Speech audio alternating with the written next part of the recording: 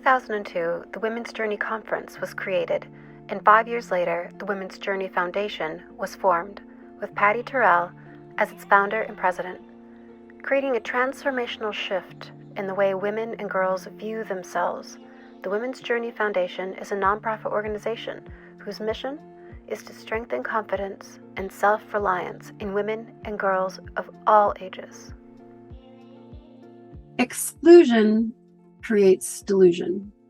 In education, this is particularly true when we look at history books and don't see the women who were part of the story but left out of the narrative. Patty, you are the founder of the Women's Journey Foundation. While women have come a long way, we still have so far to go. Please share the importance of recognition for women in the past and that impact for the future. Right. Well, to your point that the fact that women are left out of the history books, less than 5% of educational materials include women. So kids, boys and girls, are not learning about these women who contributed greatly to our country's formation and to that of society. I'm going to share one of my favorite quotes. This is what kind of led me to create this program we called Making Her Story, and also is leading to building a museum in 3 to 5 years, the Women's Legacy Museum. Every time a girl opens a book and reads a womanless history, she learns that she is worthless. Now, I'm going to add on my own special words here because this is also important. Every time a boy opens a book and reads a womanless history, what kind of message is that sending to boys? That women were insignificant? What were they doing during the Revolutionary War, the Civil War, and any war after that? What did they do to contribute as far as our society and the growth of communities? Women were very much entrenched in all of that, but rarely get the mention. Mm-hmm. So we decided to create Making Her Story, which is a production. It's a stage production where girls portray the women in history, along with women my age even, so they're all on stage together. And the sense coming from that when they portray these roles is a sense of pride. They now understand because they've embodied the role of this woman. Okay. They understand what is possible for them because they also see that these women had to undergo tremendous challenges. The things that are available to us today were not available to them. Let's take the suffragettes, for instance. A lot of those women probably knew they would not see women gain the right to vote in their lifetime, but they continued to fight. They risked everything, their reputations, their families, their livelihoods. Why would they continue to fight that? I believe they were fighting that fight because they wanted future generations to have more than they had. So it's up to us. It's up to future generations to pick up the baton and carry on and keep the fight going until we reach that level of equality where we have an equal place at the table with men. Mm-hmm. That's all. I love this quote from Gloria Steinem. She said, "We didn't want to rule the world. We just wanted an equal place at the table." It's not a lot to ask. It is not. But, it's also really important for a girl's confidence that she know her lineage. Does she understand that this is her legacy? And to look back on, and you can do a tremendous amount of research on the internet and find these women who are rarely mentioned. And the things that they did is just phenomenal. There's thousands upon thousands of stories that we have yet to hear. And that we need to start hearing. Absolutely. Absolutely. Yeah. So there are any number of ways to empower women. While the Women's Journey Foundation does this in many ways, I want to focus specifically on multi-generational mentorship. Yeah. Why did you decide to take this approach and what sort of impact has it had? Right. When we started the Women's Journey Foundation 20 plus years ago, it started off as a women's event. And we realized that we were missing the element of generations being involved. So we started our girls program 5 years into it. And when we did research, we realized that there were over 70% of girls who had low self-esteem.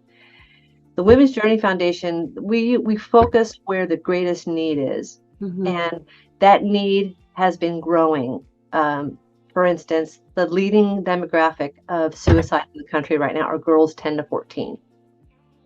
It's crazy to think about that a 10-year-old would consider suicide. We've had some of those girls at our conferences and our programs. So then when we realized, what we were doing as far as working with the girls, we thought, well, let's take the women who've lived their lives, who've raised their kids, had careers, had life experiences that they could share with these younger kids. And the cool part of it is, this is something that I love so much. This organization's always been about collaboration. When these women come together and they decide to mentor these girls, the girls are like, they eat it up. They love being in the presence of older women who are willing to take the time and share some information with them that will probably help them along in their life journey. So we have women in their 80s mentoring young girls, and the girls love it. So it's like, I remember not wanting to spend time with my mom because my mom wasn't cool. But now I look back on all the wisdom that I gained from her, and the other women who came into my life, how much I've learned through the years through them. And they saved me some steps along the way where I didn't have to go through that anguish or that pain or that challenge, because I realized, okay, I don't have to repeat what she is telling me. I can move on in my own direction and figure this out. But what I do love about the mentoring program is the women who mentor the girls. There's a sense of fulfillment that comes from that experience. There really is. And the girls, like I said, they just eat it up. They love being in the presence of older women. I think they truly understand what they are getting, what they're receiving as a gift. That is so beautiful to have the benefit being received on both ends. Isn't it great? And it gives me chills. I've seen it for myself, and it gives me such a sense of pride knowing that both, and no matter what age you are at, that you can be in the presence of another woman and really understand and respect what she's been through in her life. Absolutely. That's so beautiful. So fostering self-esteem in girls, that's become your life's passion. Yeah. What was it that made you devoted to this work? Okay, I'll start by saying, I don't say this often enough probably, but I was very insecure growing up. My mom was a single mom, and she struggled. Her main thought was get dinner on the table, make sure my daughters have food at the table, they have clothes to wear, they're in school, and they are in a safe environment.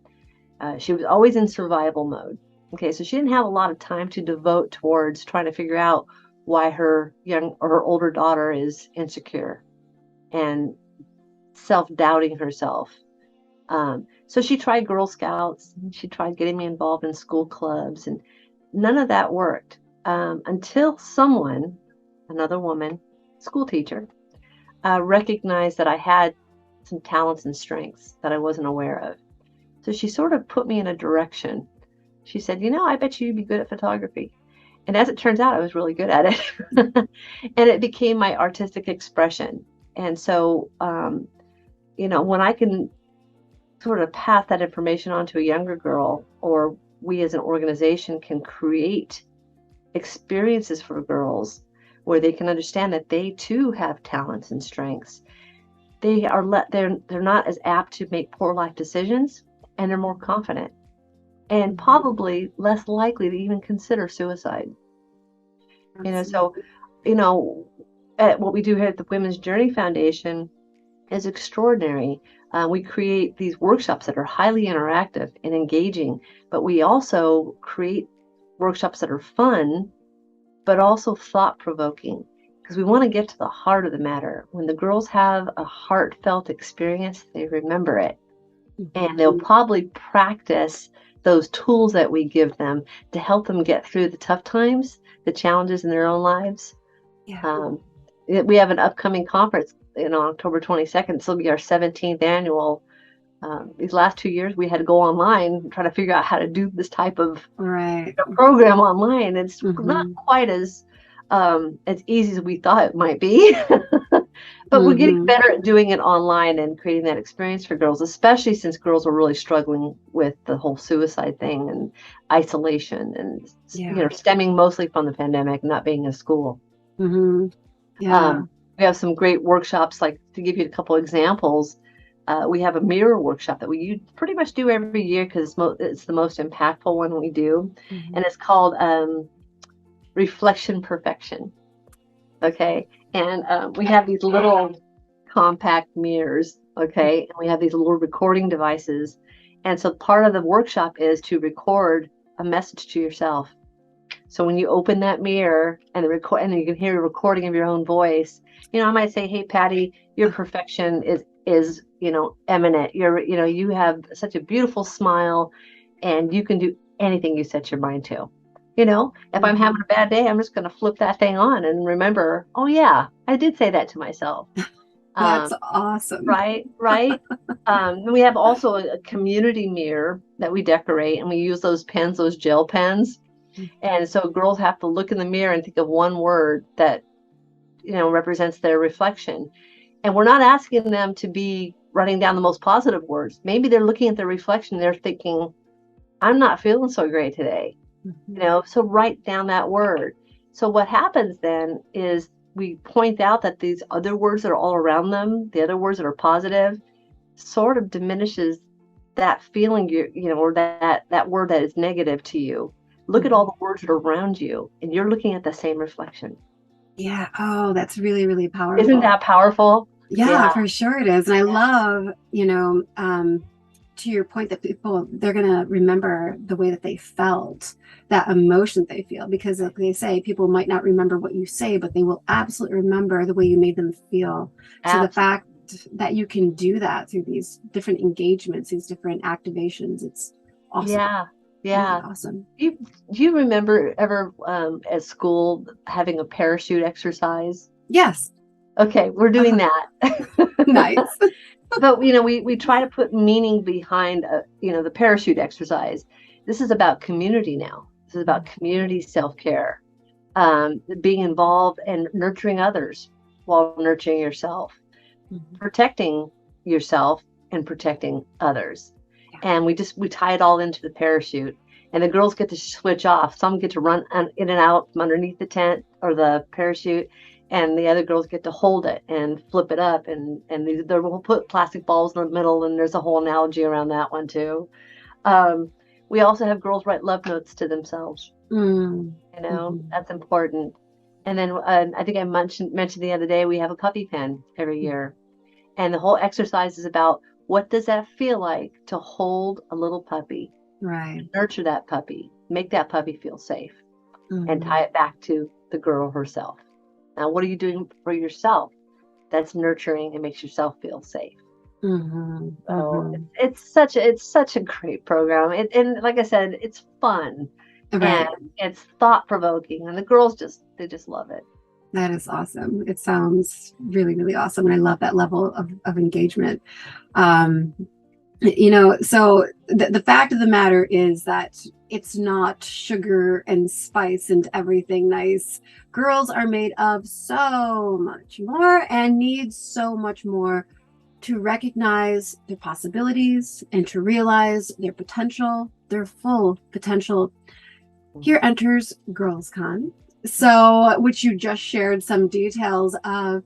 How do people get involved? How do people support? How do they become part of this? Oh gosh, yeah, there's many different ways. Volunteering is always a good way to start. When we're looking for people to get involved, we always encourage them, go to one of our events, participate at that level, because that gets people locked in because they see it for themselves and they feel it for themselves too. If we really want girls to succeed and we want them to rise up to that equality level, okay, we have to get them ready for the journey. Yes. And so, again, going back to the mentorship piece, when women come aboard, and men can do this too, is decide, I want to put my time in on the mentorship piece, or I want to put my time in being an active board member, or I want to be part of the creation process. There's so many different things that we do at the Women's Journey Foundation, or I want to be part of the research of the Women's Legacy Museum. There's different ways to be involved. We always strive to find out what is your own talent and strength that you can lend. So we do an interview process, and there's some vetting, and then we also, like I said, we want people to be involved in our events, because that's where it's at, and you can get involved by going to our website. There's a volunteer form, and then we go from there by just doing an interview and seeing where we can find a good fit. Awesome. That's fantastic. So last question that I have for you today, Patty, is for girls who feel that they're not enough. They're not thin enough, not pretty enough, not smart enough, not strong enough, not any of the enoughs. What advice do you have? Oh, boy. If I had had this advice when I was young, it probably would have saved me a lot of heartache. I would say that those are negative self-thoughts, and negative self-thoughts can be dispelled by changing your mind about how you feel about yourself. Everyone, no matter what, has talents and strengths. It doesn't matter what you look like. What matters is how you feel about yourself on the inside, and recognizing that you are here for a reason. You have a purpose on this planet. Find out what that is. Explore it. Doesn't matter. Maybe you might have self-doubts like, well, I can't do this, or I can't do that, but there is something you can do. There's something that will give you such happiness and such fulfillment in your life. You just have to figure out where it's at. Find it. It's there waiting for you. That is beautiful advice. And I love that you speak to the fact that it's finding your purpose, not focused on the perfection, but on the purpose of you being, not the perfection of it. Thank you so much. And I've thanked you before. I'm going to thank you again for the work that you're doing that's so needed. And thank you for helping all of us become just a bit more aware now. Thank you so much. Thank you. Thank you for taking the time. Appreciate it. Thank you.